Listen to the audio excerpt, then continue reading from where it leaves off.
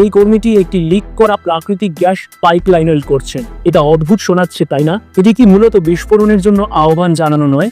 ঠিক নয়। প্রকৃত বিপদটি যে আগুন আপনি দেখতে পাচ্ছেন তা নয়, বরং যে প্রাকৃতিক গ্যাসটি আপনি দেখতে পাচ্ছেন না তা। যখন প্রাকৃতিক গ্যাস বাতাসে প্রায় 5% ঘনত্বে পৌঁছে, তখন এটি বিস্ফোরক পরিসরে চলে যায়। তাই যখন ক্রু নিশ্চিত করে যে তারা সাথে সাথে ভালভ বন্ধ করতে পারবে না, তখন তারা কিছু করে যা বিপরীত মনে হয়। তারা ইচ্ছাকৃতভাবে লিক হওয়া গ্যাস চালিয়ে দেয়। এতে অদৃশ্য বিস্ফোরক মিশ্রণটি একটি স্থিতিশীল নিয়ন্ত্রিত আগুনে পরিণত হয়। তারপরই আসল কাজ শুরু হয়। ওয়েল্ডার পাইপের পৃষ্ঠ থেকে মরচে ময়লা এবং আবর্জনা পরিষ্কার করেন। যদি তা না করা হয়, ওয়েল ব্যর্থ হতে পারে। পরবর্তীতে একটি স্টিল রিপেয়ার স্লিভ ক্ষতিগ্রস্ত অংশের চারপাশে ক্ল্যাম্প করা হয়, লিকটি সম্পূর্ণরূপে ঢেকে।